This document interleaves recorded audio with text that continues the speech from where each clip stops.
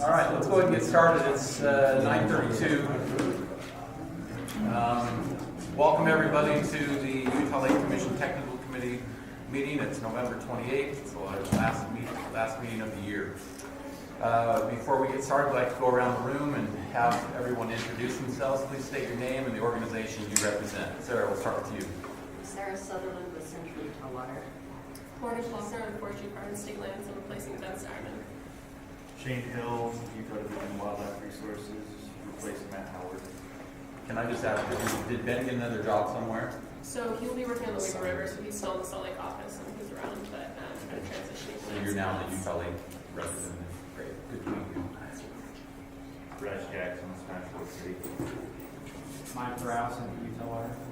Sam Brager, Utah Lake Commission. Eric Ellis, Utah Lake Commission. Reed Price, Warren City, and the chair of the technical committee. Sarah Carroll, City of Saratoga Springs. Dee Chandler, Saratoga Springs Owners Association. Derek Miller, Wasatch Front Water Quality Council. I'm Jesse Stewart with Salt Lake City, and I'm here for the Utah Lake Water Users. David Richards, Warrior Buildings Consulting. I'm Scott Haley with the Utah Division of Water Quality. I'm also the co-chair of the technical committee. Rebecca Andrews for Rose City. Randy Zollinger with Jacobs Engineering. Carrie Malkovich, City of Woodland Hills. Great, welcome everyone. We'll probably have a few more people trickle in. I have the roll here that I'll pass around. The members of the commission, of the technical committee are on the first page. If your name's not on there, that means you're a visitor. And we'd invite you to, but a very welcome person as well. We'd invite you to put your name, organization, and contact information if we don't have your contact information. But please sign the roll so we have the records after the minutes. So we're starting on the Sure, yeah. Second agenda item is to review and approve the technical committee minutes from our last meeting on September 19th. Those were sent to us yesterday by Sam. Hopefully you've had a chance to review them. Does anybody have any comments on them? Questions, corrections? If not, I'd entertain a motion to approve them.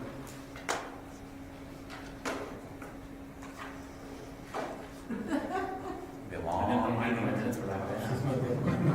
What we're all saying is we didn't read them.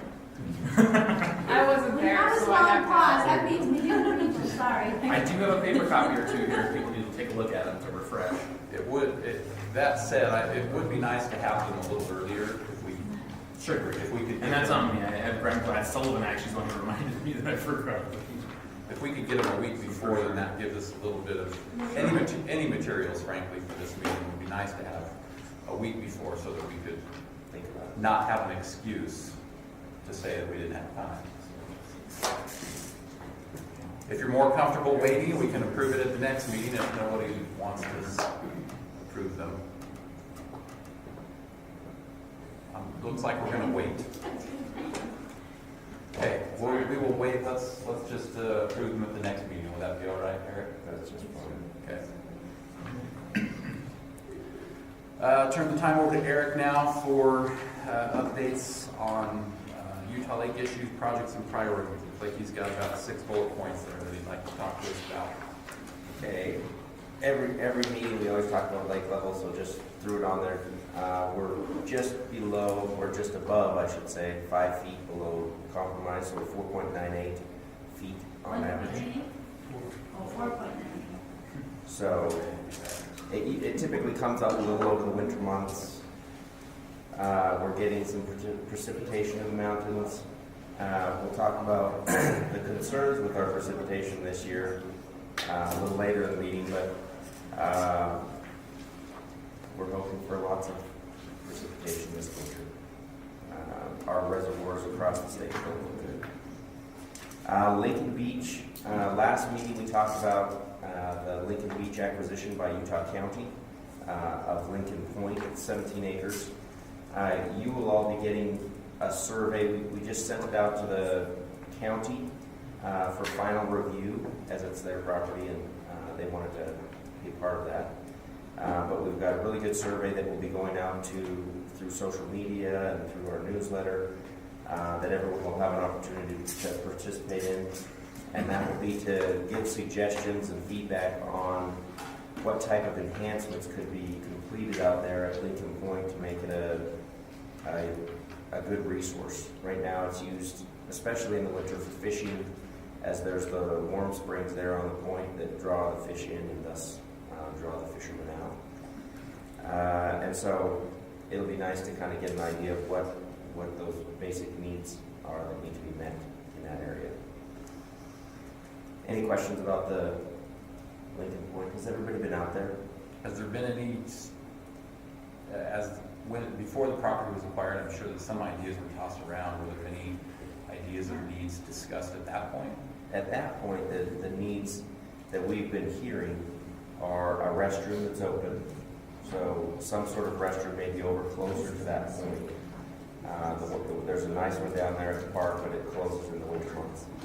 And so with the pressure that it gets, it would be really nice to not have that just being dispersed into the neighborhood property.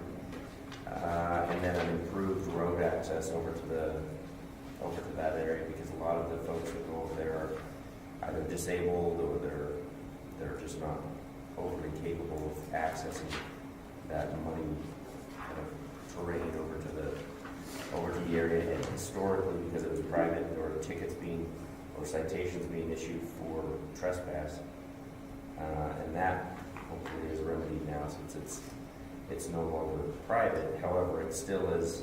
There are segments of those roads and trails that are kind of just human created that are still on forestry, fire, and state lands property. So that'll be something that we need to come to some sort of agreement with forestry, fire, and state lands to figure out which of those roads might be approved as actual access roads as opposed to just arid roads. I might suggest reaching out to the recreational groups as well, ranging from kiteboarders to fishermen to whatever different recreational ideas, and ask them what they would like to see there.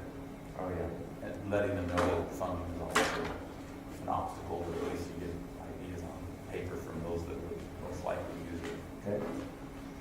So my question was, has the survey already been completed, or is going to be completed, and then who does it go to, and then who is conducting the survey? We'll have Sam talk about it. So I drafted the survey up. It's not gone out yet. We submitted it to the county, and we sent it over to Laura as well to get their input on what questions it's asking and how it's being asked to make sure they're okay with that content. I actually really appreciate Reed's suggestion. That's a good reminder. We'll be sending it out to recreation groups such as the anglers that we know, the fishing, the sailing groups, the kiteboarders. And then we also plan on not only putting it organically through our channels, like Eric said, on newsletters and social media, but we did plan on doing some paid advertising, like on Facebook, to target residents in southern Utah County, because that's usually people who are using that access point the most, like Woodland Hills or Spanish Fork, so that we're getting people who are going to go there more, are the ones that are hopefully the majority providing the input for that location. And then we also have a question in the survey that just says, how frequently do you visit this access point? So if people who are saying they visit it once a year are the overwhelming majority, we can still take that into consideration, that somebody who's going 12 times a year should maybe be weighted a little bit more than somebody who's going once a year. And the survey, we figured it would be an opportunity to not simply take a survey, but also provide information. So the first page of the survey provides a photo of the area, and as you go through it, you kind of discover as well some of the activities that are already available there.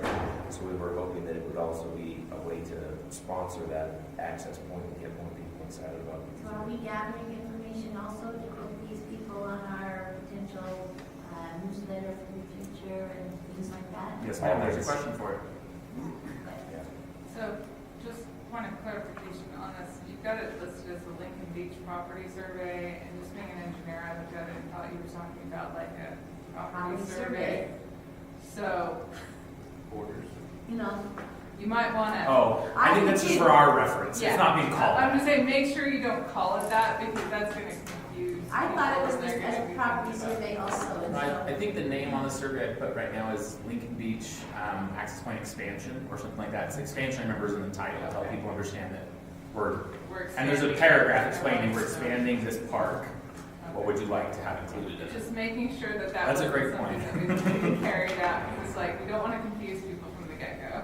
Rebecca's basically saying, make sure it's clear that we're asking for your input of what to do at this particular location. That's my bad. We're for expanding starting it, we with need your this. input. That's, yeah. Yeah, improvements. With that, would it affect anything with waterfowlers? Because there's a lot of waterfowlers that use those long springs when the lake freezes. Could it? Yeah. Good. And that's one of the groups we'll be setting it up to as well, the different contacts we have with. If you have any good contacts with them, please email them to us. You're probably Watershed. We'll make sure you get the survey too. I use it, there's a lot of people that can and shoot off of that. We'll send it directly to this group and to the governing board for feedback, so that would be great. I would hope that the idea of using that area will be multi-use. We're not focused on just kite boarders or just waterfowlers or just fishermen, but figure out how we can get them all to play nicely together.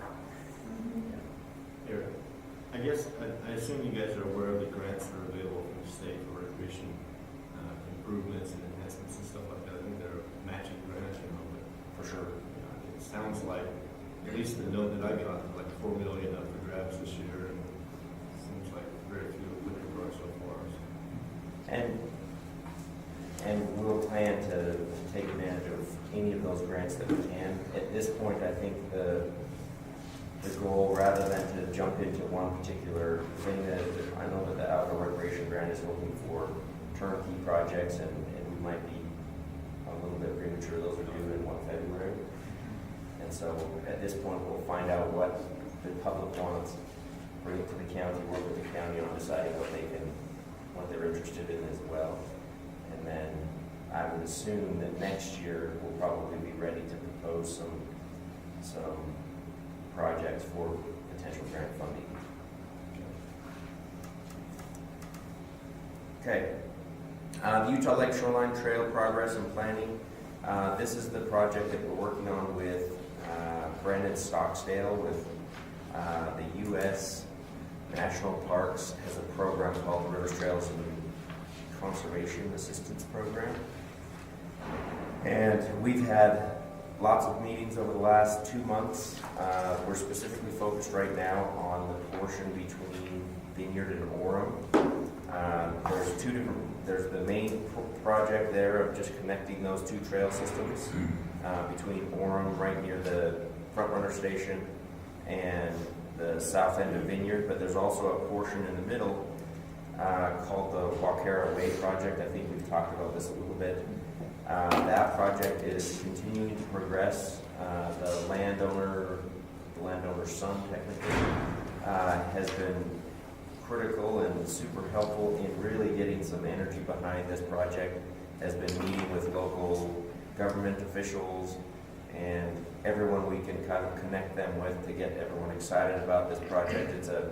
It's turning about 1,000 acres of the Powell Slough in that north end, just of the Powell Slough, if you will. It's a big teardrop-shaped piece of land along the western side of Orem and the southern end of Vineyard. Turning that into a public-private partnership type park environment. So there will be natural portions to that. There will be areas for camping potentially, and just kind of gauging other opinions from around that area with both Orem and Vineyard. And Is this the same project with the boardwalks through it and the towers coming up, or is this? This is kind of a combination. So this is the private portion of that. Okay. Right now, historically, that private portion on the north end of the Powell Slough has been a challenge for land managers. So Division of Wildlife at one point had a wildlife management area in that, but because of private land ownership, every time they went to do conservation work and habitat work, they clashed with landowners because there had just been some bad blood historically on where the border was between state and private. And so this proposal essentially comes to a compromise, a happy compromise for those landowners, so that they can leave a legacy project. They'll provide an easement for the trail through their land, and it'll also open up the remainder of their land. And it's essentially one family that's, you know, now multi-generational. So there's a few last names that would all come together and agree to this, and it would be turned over to a nonprofit type non-government organization that manages this 1,000-acre section, grazes it to keep the Phragmites down, and manages whatever access there is there with day use and some recreational camping and that type of thing. So we've been excited to see how motivated they are. We're working with Mountain Land Association of Governments, Brandon, and then the local government entities that have any responsibility over those types of activities. We've visited Ogden Bay. Is it a management area?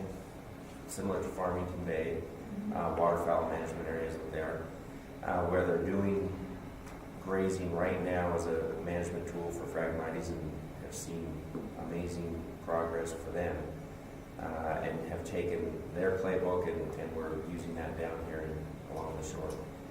As part of that, we have grant dollars for fencing, and we are putting together a bid that will go out to landowners adjacent to the lake to give them an opportunity to receive dollars for getting fencing installed if they're interested in doing a grazing project.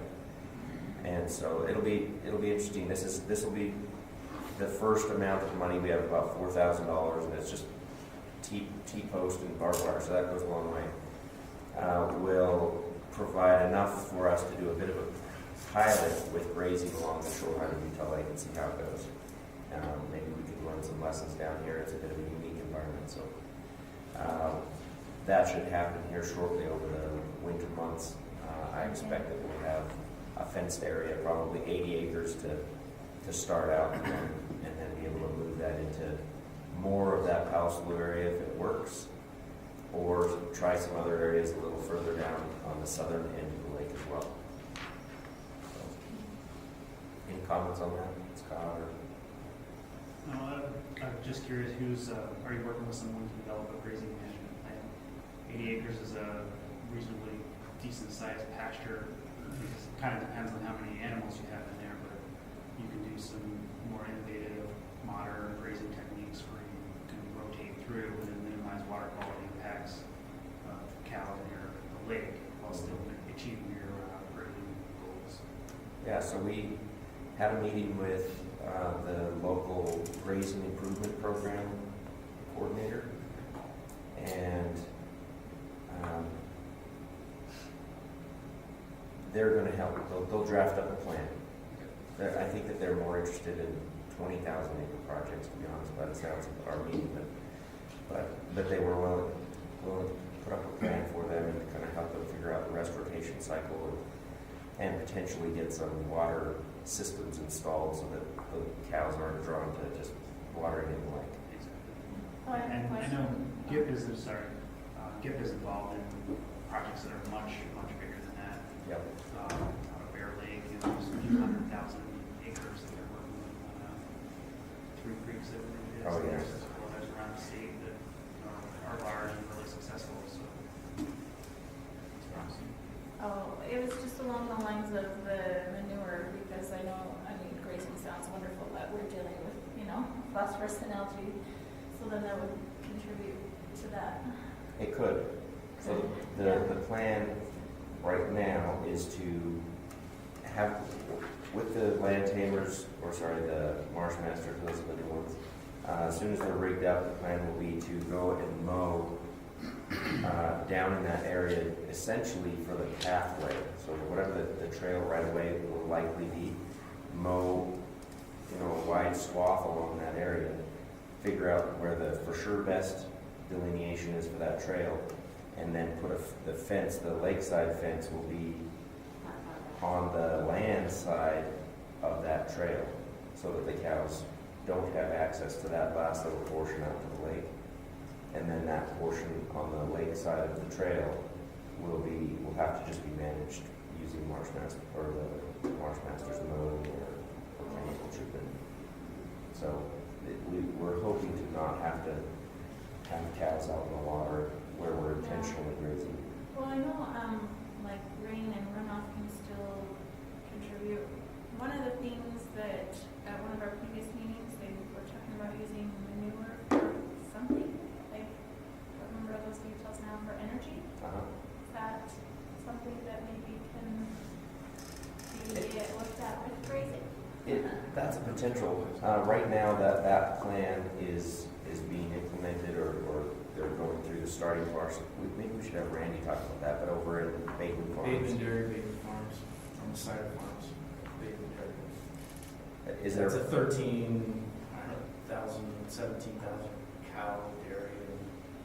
So that's a different level or scale of manure management. And so there you have enough to have an energy project. Whereas this is more Yeah, larger cows, Yeah, okay. cows. In the grazing management plan, I would encourage you to critically look at what the risk of runoff is in drainage. And the second part that I would be really interested in, that might help you determine where that fence is when you're going to graze it that year, is where water might come up in the following year. Not only runoff is an important concern to me, but also that the lake levels rise and incorporate all those nutrients from the cows. And there's some research going on now with Utah State, but they're not able to actually demonstrate that there's a negative effect of grazing in those areas right now. But they have some complications with timing of sampling and when the lake inundates those areas in the study plots that they're looking, so they might not be capturing critical conditions. And in those Phragmites areas, frag in general takes up nutrients very quickly, so it's hard to actually, might make it harder to measure the amount of nutrients that are being provided. Yeah, we planned that study with Karen Kettering for about 3 years at Farmington Bay WMA. And she had non-grazed and grazed patches of Phragmites. And we had her actually track nutrient runoff from the grazed site. And it wouldn't travel more than about 50 meters before it disappeared, it disseminated into the sediments and or regrowth of the plants. And so, what we concluded was that, although I think it's going to be a bunch of manure out there, but really all they're doing is short-circuiting the cycle of growth and senescence and, die off and decomposition. So a cow's just going to short-circuit that and put it right in a big old pile right here. But, other than literally the first, several tens of meters, it doesn't leave the site, which was, because we thought it would contribute to Farmington Bay. But we thought, well, that's got to be useful, because they have 3,000 or 4,000 or 5,000 head of cattle out there, And there was no nutrients that reached Farmington Bay that we could detect from that grazed area. We looked at just out for the Turpin Dike. Didn't run off, didn't leave the site. So Were they far enough back that they were worried about inundation? yeah, they were, the cows would, they managed the cows by moving the water. Like they have like 18 culverts on that Turpin Dike, they'll just change that to make the cows move. But even then, they didn't have, in fact, after we went out there numerous times out in the bay, we never saw cattle near the water. They had plenty of water up above where they would, reach the water out of the Turpin Dike. So they didn't have that problem of what happened to the water itself. But in fact, they remained probably half a mile away from the water's edge at any one time, at least, that we could see. So I think, it's something to watch, because we still wanted to look at, even the channels of water that might be going through there. And, it kind of went back to, the whole sediment area there, of course, is a lot of phosphorus. It's a depositional terminal lake, right? So there's always a lot of phosphorus in these depositional lakes. But there wasn't anything above what the background was that the cattle were running. So something to watch, but not of any excess concern, just maybe to monitor and that sort of thing, as far as what we've seen. Okay. Yeah, and the folks that I talked to, Kettering students, was giving me information, the timing of their sampling might be one reason why they weren't able to capture it. Well, they actually waited till they flooded the grazed site. So they did have runoff from even the cow pies, and they actually measured nutrients in a fresh cow pie. Well, watched it leave the site, So It was pretty intensive, but, you know, we talked about that, you know, if there was more, maybe if they just put it right in a channel or something like that, you know, but, you know, just as best we could do, it wasn't an issue. Not what we were expecting. Yeah, not at all what we were expecting. We were thinking, oh my gosh, it's 5,000 gallon, it's not so much maybe Salt Lake City, you know, come down the road, right? So who would it be Division of Water Quality, or would it be your group? Who would be asked to keep an eye on that, specifically if we get a high water year? And there's, I mean, right now, the landowners say that it hasn't been wet in that area forever. But let's say that it gets, you know, we get up to compromise in the next year or two. Who would be good to, as we see that heavy water year coming on, to get some monitoring done as it inundates? Is that something that we could reach out to your group and say, hey, can you put a plot or two down In here? fact, we'd love to watch it, because, you know, we do sample in Powell Slough and, of course, throughout Provo Bay and even up into, you know, Mill Race and which other one off the south, you know, the Palm Creek. So we've sampled all over in that area, so we could just add that to it. Well, we'll keep an eye on that as it actually takes place. When we get some cows on there, let's talk again and figure out how we can set up a monitoring. In fact, you know what, are they gonna be close to Powell Slough? I mean, right next to They're the very north end of Powell Slough. Okay. There's a lot of springs in there. Yeah, there's a lot of little local wet areas in there for sure. But And they're we've gone up hoping Powell that as Slough. the frag gets treated out of there, that some of those springs will come back. But they said, well, when they were young, all the springs there were some artesian type springs and substantial water, and it has been substantially drier since it's been inundated with frag. And there were ponds historically and eagles that were attracted to that tree line along the front. Has nothing to do with the subdivisions. They might. Maybe a little. Now they try to It's develop. a frag, it's not the subdivisions. Well, thank you for the feedback. Yeah. The RFI for the algae bloom treatments, you'll find that on the back here. This is going to be posted, it was sent by Jim Harris with Utah Water Quality to state purchasing almost 2 weeks ago. And he's keeping an eye on it. As soon as it publishes, he's going to send us a link, and we'll send that out to all of you so that you can send it to contacts and people that have expressed interest in amazing and cool new technologies for working with algae. This is more for acute treatment, either chemical, biological, or mechanical, are the types of solutions we're looking for.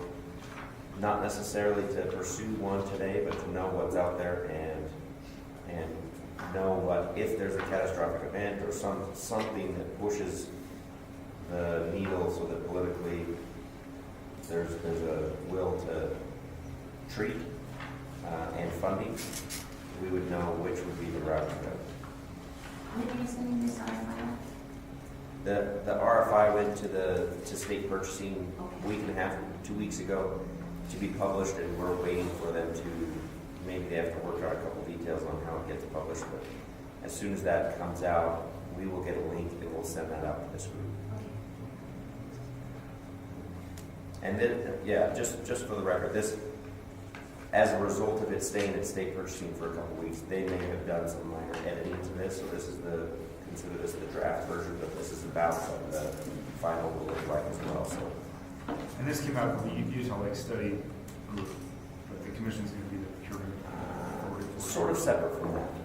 So this, it was presented to the steering committee, and we asked, would this group support doing this? Would you be interested in kind of having a look at it? But it's sort of a one-off from that group. But it's you guys that are doing it, or because it's got EWQs? It is being issued by Utah Lake Commission. That's who the proposals will come back to us. We've just partnered with them as they're the water experts on this. And who will review those? We will, go ahead. No, I was just going to add, so So I think DWQ's been nominated as a lead role, I guess, in creating this RFI. But it's not just the Utah Lake Commission, there's all of the various water and land management partners, from agricultural, forestry, state lands, wildlife, and so on. I was only at the first meeting, but I know there was probably about a dozen different representatives there to help kind of formulate this idea. And we'll review And I'm not sure on the review, I'm not sure. I haven't been plugged in very much since then, so. and determine the move forward after that. Yeah, and there, as it states in this, there is nothing mandates a move forward, so it doesn't require an RFP of us after we get information. It's more, let's get all of the information that there is right now, figure out what the most economic, most efficient way to do single treatments or maybe spot type treatments in the future. And then if there is funding for such a thing, maybe we find a really economical way to treat it, and then it's all the more exciting to stay on top of it during the summer months when people want to be out in the morning. Just out of curiosity, how you expect a lot of responses to this? It's not, or when you state that you may not issue an RFP, there's no dedicated funding, it's not really incentivizing people to respond. I'm just curious what your expectations are to it. For the last 2 years, we have been getting unsolicited information Solutions. about these solutions left and right. So an official solicitation for these, I think that we will get a pretty big response because most of them are sort of unique to each other or from each other, and kind of this is what's going to fix it. And if they can state that in a more official capacity and know that there's going to be a group that would use it and says, you know what, we agree this is the best one, then there all of a sudden becomes an appetite to try it out. So you're formalizing the unsolicited stuff that's come in over years. I can echo over. Yeah. And suggesting how they submit it. So provide papers, provide published papers that state research and monitoring that demonstrated that this works not just on the little tiny pond, but on a scalable solution. And part of the reason for doing this was to start assembling some technical information about these various treatments so the regulatory agencies can evaluate their potential risk on the lake. So, for example, someone comes in to propose 50,000 acres of copper sulfate treatment on Utah Lake, right, that comes with some inherent risk. And so we're hoping that this process will float all of the various ideas for treatment, whether they be skimming or various chemicals or other biological treatments, get some technical information about those, and then help the regulatory agencies identify where the permitting hurdles might be, and then we're in a better position when they're actually floating the river blue to be able to evaluate whether we can implement that particular treatment. Is that still good? Yeah. Okay. I think it also lends itself into future funding, whether through the agencies or through the legislature, to say this is a scientific way that we've seen, and this is committed and official. Mm-hmm. And I think that always lends itself for the funding mechanisms. Agreed. And you say you go through this process and you identify two that are just really great treatment options, right? And I know that there's been some political will behind this effort, right? That's fair to say. And so if you go through this process and you kind of weeded out the good ones from the risky ones, then you open the door for some funding from our political institutions. How long of a window will this be open, and when will the responses be expected back? Does it say? I don't think it says in here, but my understanding is that we're going to have it open for 2 months, so that it can be high enough as a priority for those entities that are busy but want to submit something. They get a good amount of time to submit. So these are just acute treatments, not like methods to long-term solutions that are kind of cleaning things and making it better. So the Utah Lake Water Quality Study, that is the long-term Focusing on the solution. long-term.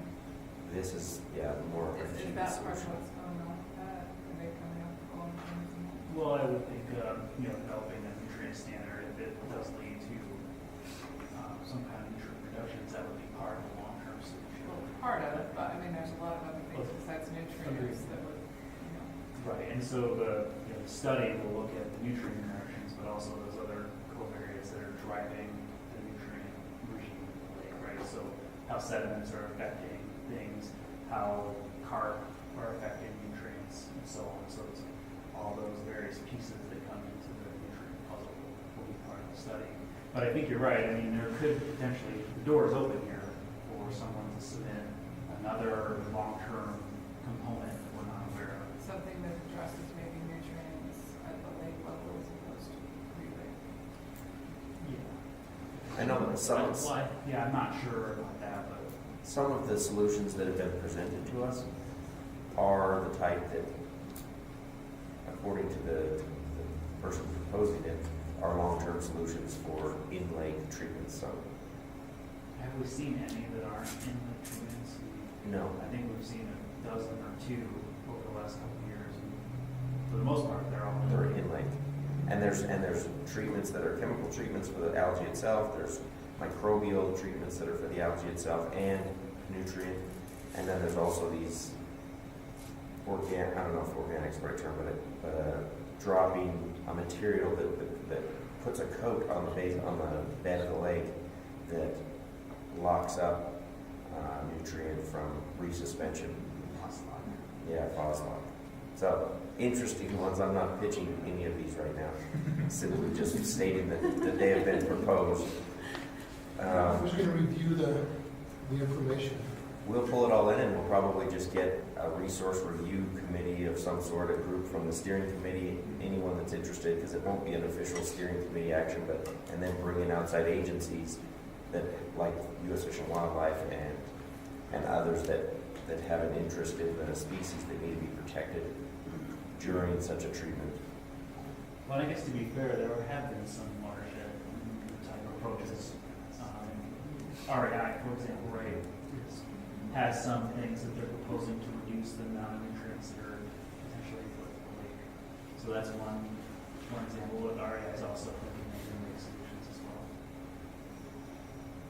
So, and as we get some of those, if we get a huge amount, we'll try to reduce them a little bit. We can bring some of those proposals to this group and send them out to you, to all of the tech committee, and ask for feedback from you as well. So, I know that Division of Wildlife will have an interest in that. Central Utah Water will have an interest in that. So we will, once we get these information packets in, that'll be of value to get input from all that we can. And is there going to be like an option E where there's do nothing? Absolutely.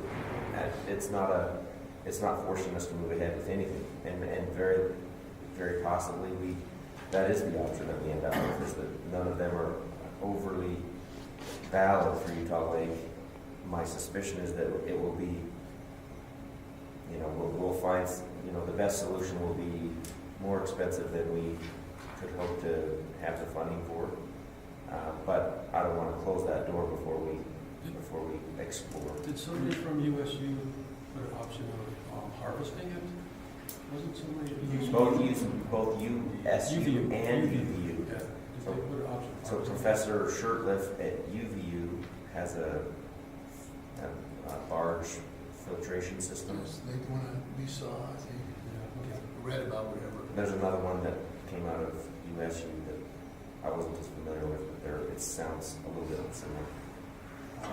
How serious has this committee considered the Utah Lake Restoration project? The company owns the building. Wants to restore the water quality of islands and stuff like that. So we're kind of on waiting stage. So it's moving to an additional phase come January or the first of the year. But it's going through a long environmental impact study type process.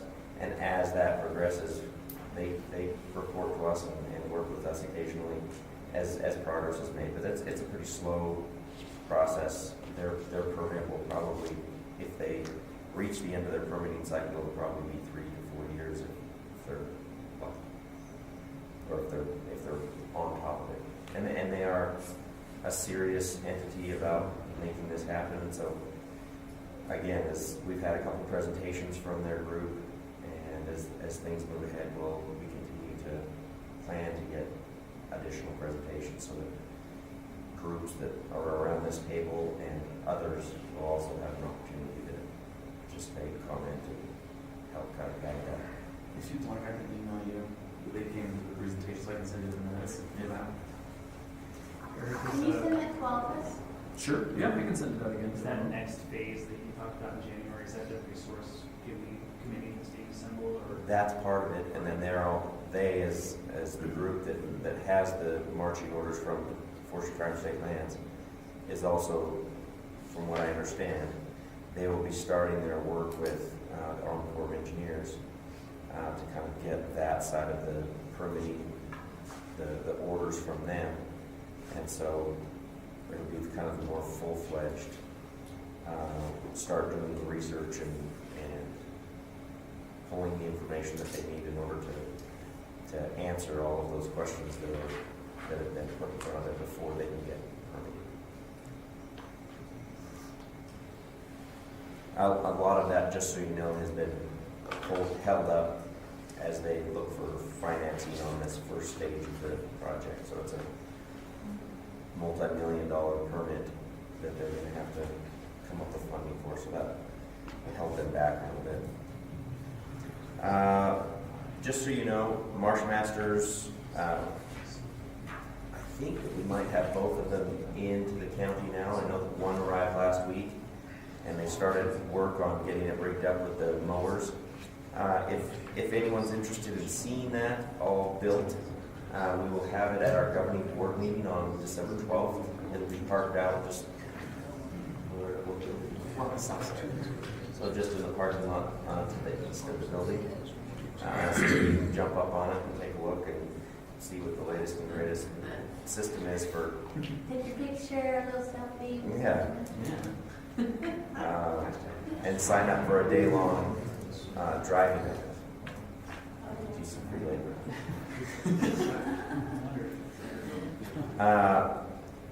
And then other invasive work, I'm not sure if we talked about this yet, but we have funding in our grant with Watershed Restoration Initiative to do other invasive removal, which is typically tamarisk and Russian olive around the lake. And the areas that have been highlighted for treatment this year are starting in Vineyard, along the frontage of Vineyard, the town of Vineyard, or city of Vineyard, I guess it is. And then right over at the American Fork Boat Harbor. There's quite a bit of growth kind of as you come into the harbor and then out on point. And then lastly, starting from Saratoga Springs City Marina, doing touch-up work headed north along the shoreline on the east side of the berm. So not in the canal this year, but rather from the top of the canal out towards the lake. So there's lots of material down there as well. So they'll finish there and just go as far as their funding allows. On that Russian olive, right now after the frost, Russian olive berries are really good to eat. They're really tasty, yeah, they're really sweet, filled with oil. They're not going to poison you when Nope, they're not going to poison you. They're good to eat, and you can make jam and jelly. And there's just tons of berries on right now. That's really So good. that they're pretty healthy.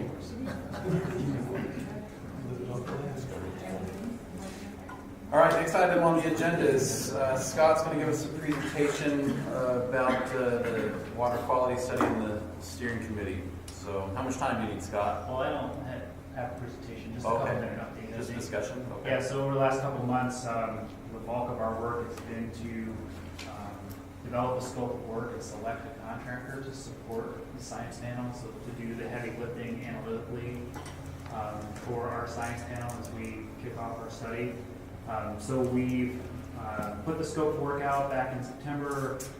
The RFP closed we're going through what's called a master services agreement. We've pre-qualified as a list of firms that can do this type of work a couple years ago, and that helps us speed up the contracting process.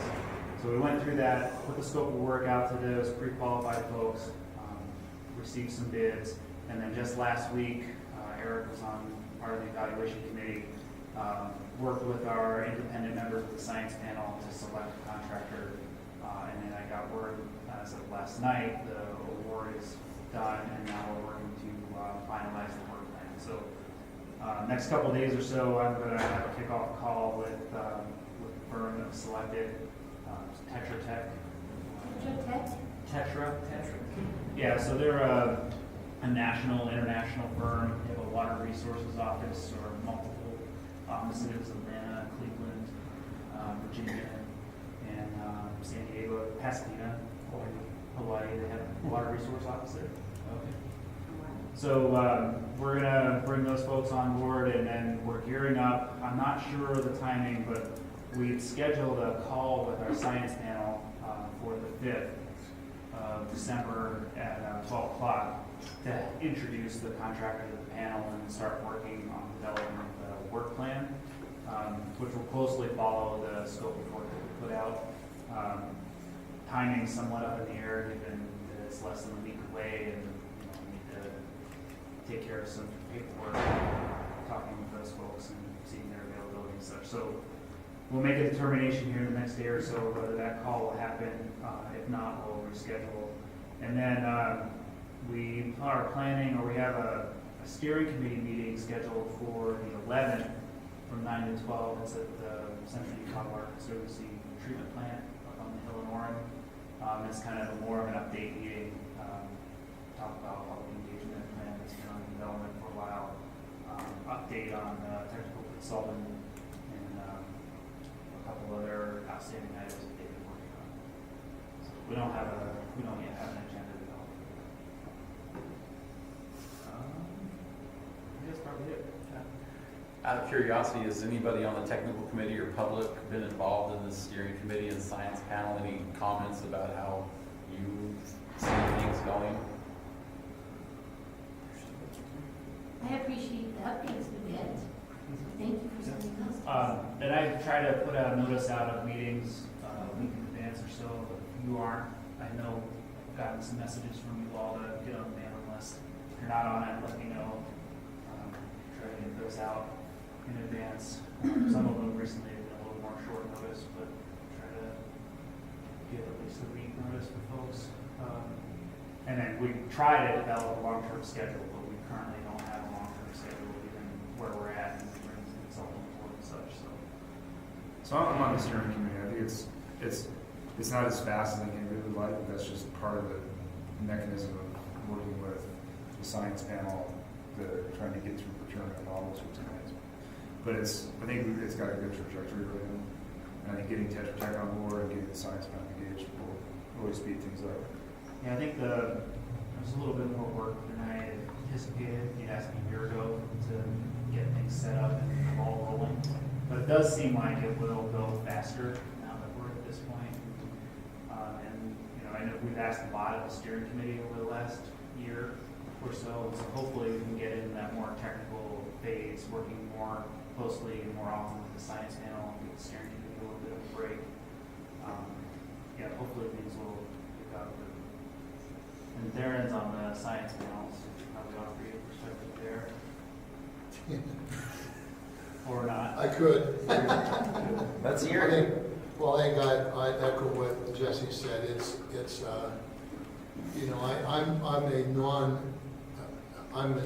I'm a dependent, so I'm not an independent. So I'm not a voting member. So I wasn't involved in those conversations with that selection. But overall, it's from what my observation would be that they're committed. They're engaged. It is terribly slow, but I mean the things that we're doing, they're covering details. We're setting up ideas and so forth that I think will be quite thorough. So overall, it's encouraging, and these guys are top scientists, world-renowned scientists, so I'm pretty encouraged by it. I think it'll be slow, but it'll be good. I think the foundation's been set, so that, again, now we'll be able to move forward. Yeah. I think we all, I think since we've started this, we've all kind of had a list of things or questions that we are asking about Utah Lake that we don't know the answers to. And I think we've all been anxious to start answering those questions. And I feel like we're getting to the point where we might start putting out some work with some local universities to do more investigations on the lake to look at those various interactions that we've talked about. So I think it's an exciting phase. Is it substantially slower than Willard Spur or the Selenium Project?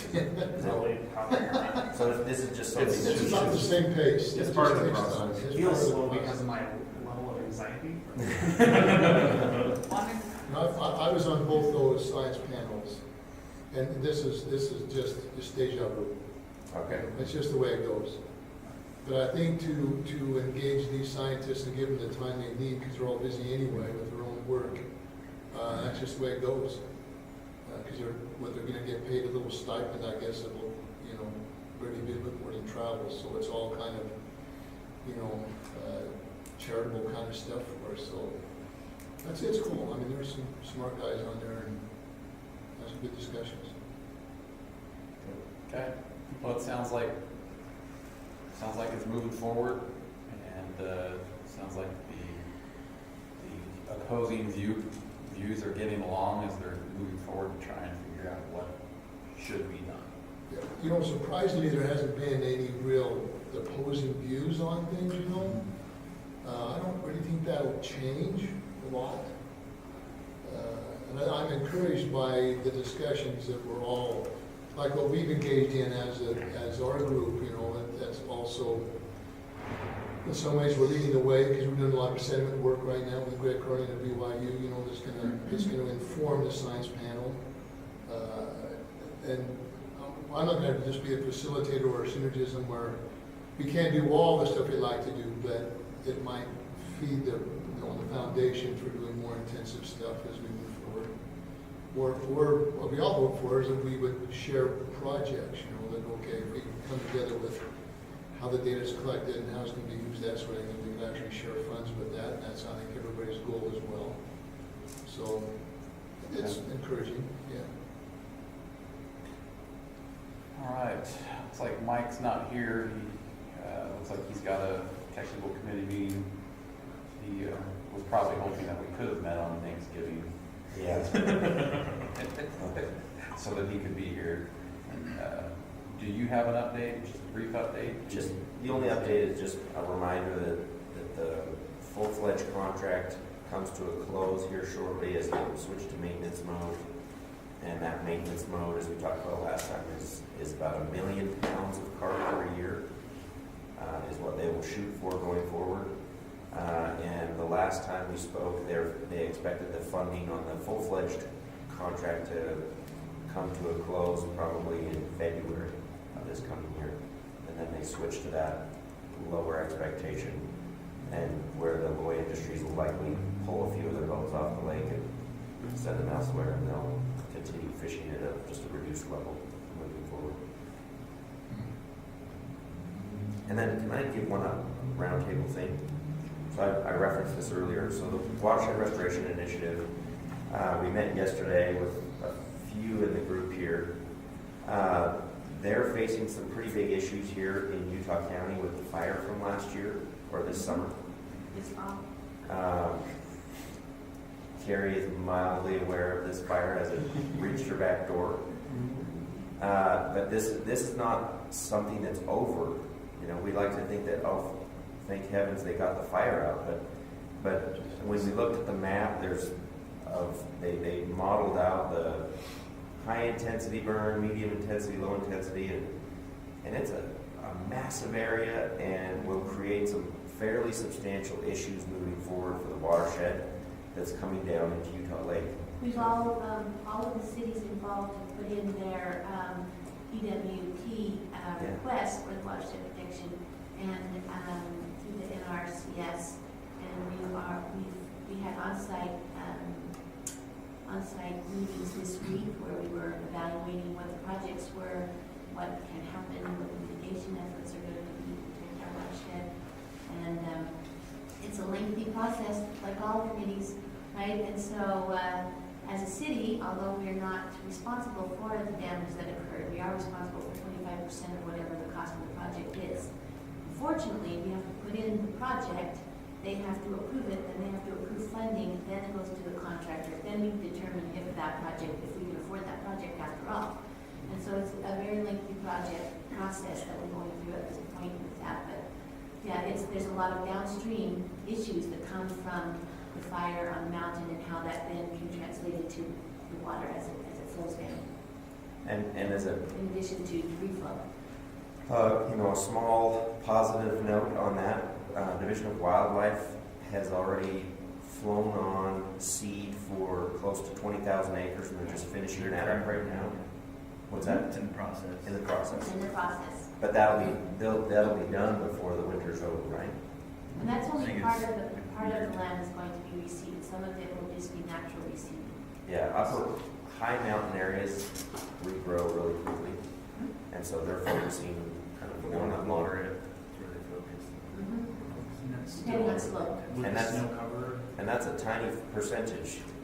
What was it, 150,000 acre fire? Yeah. And this is Yeah. 20,000 acres of that. That's kind of high. And they reseed with the snow on purpose. So the reason is at least make sure I'm telling it right, that they like a layer of snow first, then they put the seed, and they drop straw on it, is what they told us, and then more snow will come, and as it gently melts in the spring, then that will take root because there will be enough moisture and stability. That's not the method we're using. Oh, that's not the method you're using? Who did you talk to?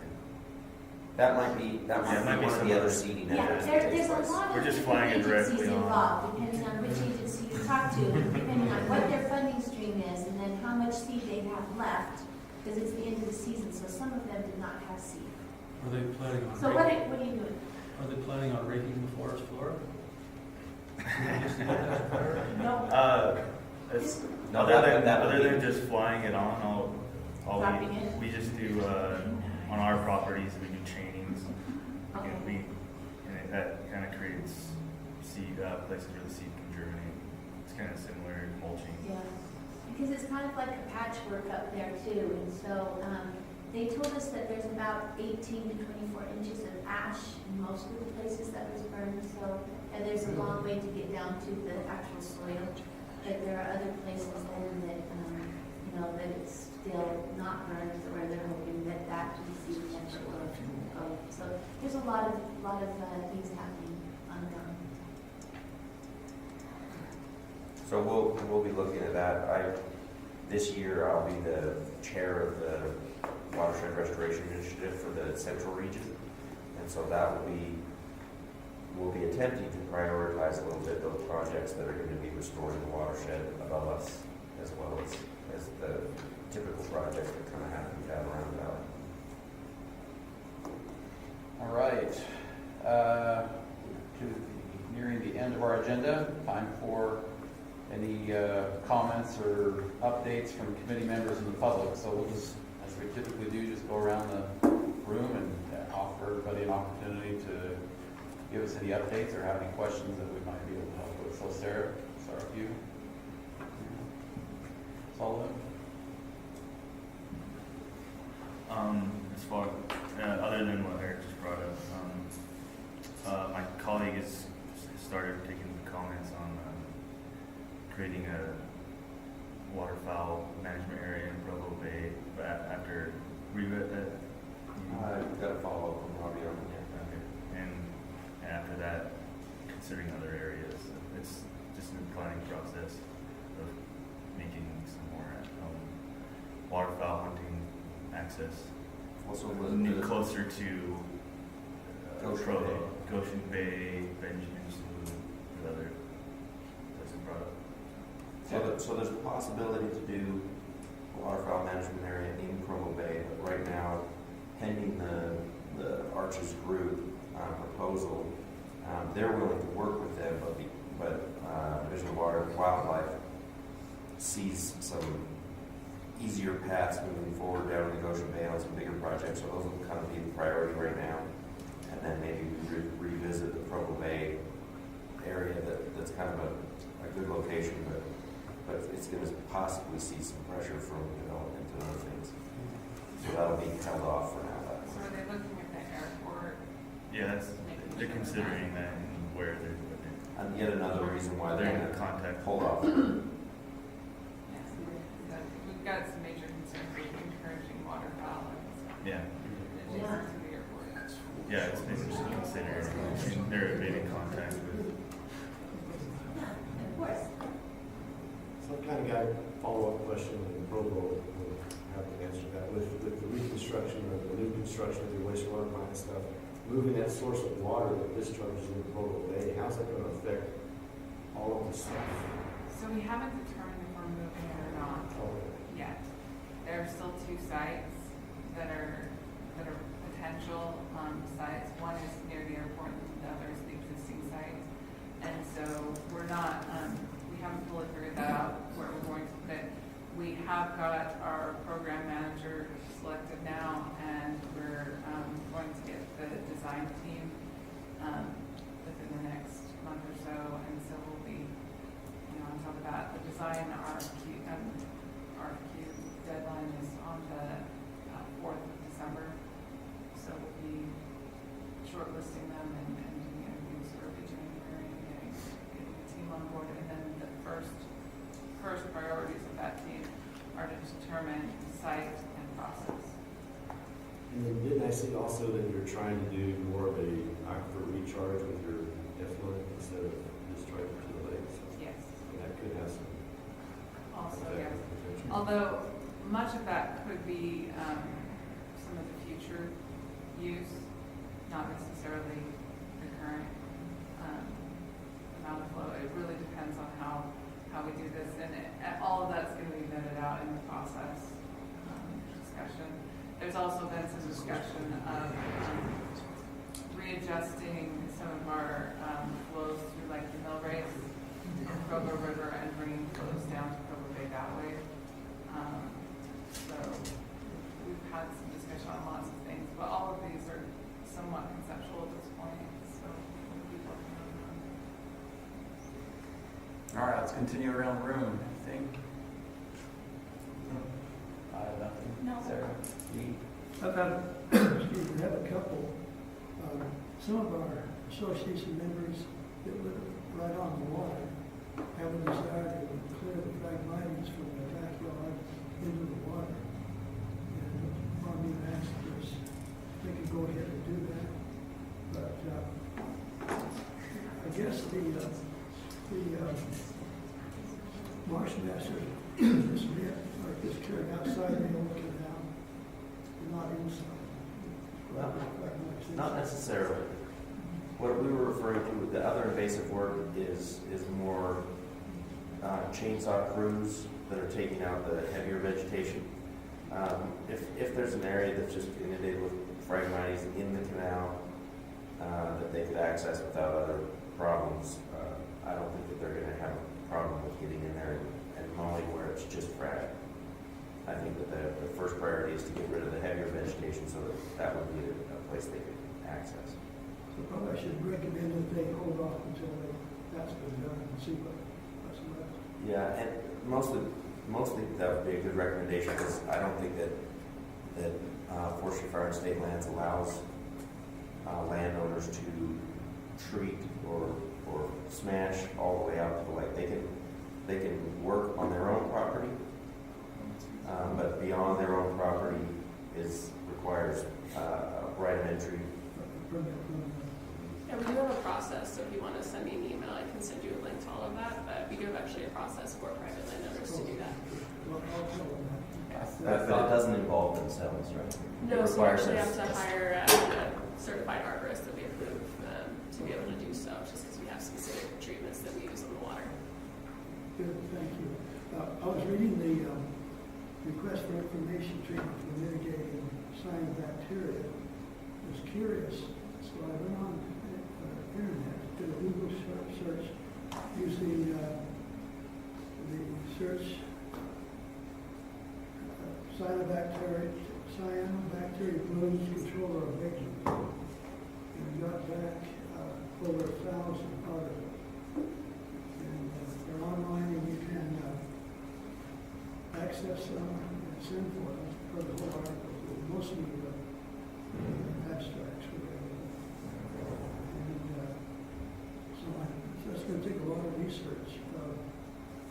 Background material, but there's a lot of information worldwide on it. I printed out one title was, this is kind of like other information. Ecological control of cyanobacteria blooms in freshwater ecosystems. A lot of titles similar to those, all kinds of issues related to cyanobacteria.